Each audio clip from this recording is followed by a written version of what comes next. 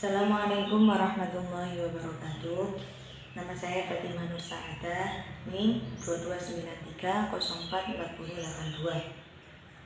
Saya akan mempresentasikan mata kuliah Psikologi Perkembangan dengan judul Perkembangan Masa Parubaya dan Masa Lanjut Usia. Baik, yang pertama yaitu perkembangan psikologi di masa parubaya.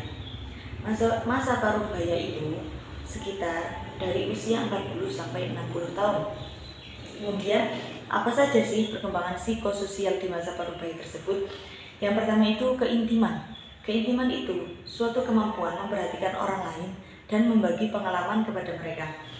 Biasanya umur 40 sampai 60 tahun kan masa hidupnya sudah panjang, sehingga sudah mengalami kejadian-kejadian, pengalaman-pengalaman hidup yang sedih, yang bahagia, dan campur-campur seperti itu.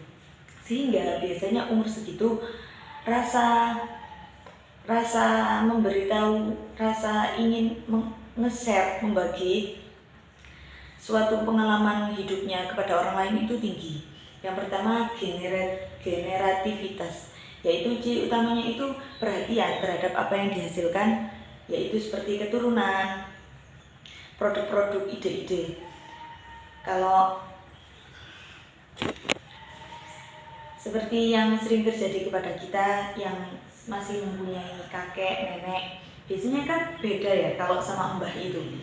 Mbah itu kan sangat perhatian ketika kita main di rumahnya, mengunjungi rumahnya nenek atau kakek gitu, selalu ayo nang makan, ayo ndang. Biasanya generativitas, perhatian lebih kepada yang dihasilkan keturunannya. Kemudian yang kedua, saya akan membahas perkembangan fisik dan kognitif di usia lanjut. Perkembangan fisik di usia lanjut, ya yang pertama perubahan penampilan.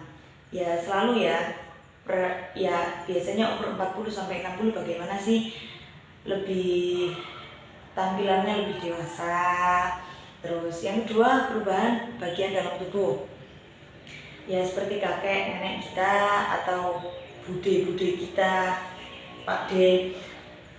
Biasanya yang mulai muncul kerutan di wajahnya. Dan yang ketiga itu perubahan pada fungsi fisiologi. Kemudian saya akan membahas perkembangan psikososial di usia lanjut. Perkembangan psikososial di usia lanjut biasanya menyebabkan munculnya rasa tidak aman, takut, merasa penyakit selalu mengancam, sering bingung, panik, dan depresi. Mungkin datang hal-hal itu karena usianya yang sudah tidak muda lagi ya. Ya kita tidak bisa menyimpulkan kalau usia segitu itu akan mendekati kematian, bukan. Tapi biasanya kemungkinan besar di usia segitu penyakit mulai muncul, kemudian rasa takut akan adanya kematian seperti itu. Kemudian yang terakhir menghadapi kematian dan duka cita.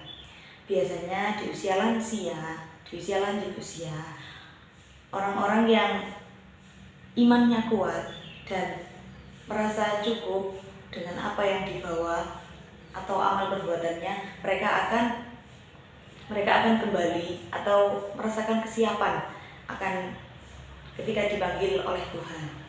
Kemudian ketika ada lansia yang tidak siap, biasanya itu seperti generativitas tadi, biasanya ingin menemani cucunya lebih lama.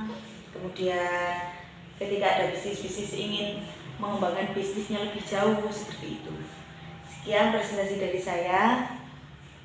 Apabila ada kata-kata yang tidak berkenan, saya mohon maaf yang sebesar-besarnya. Wassalamualaikum warahmatullahi wabarakatuh.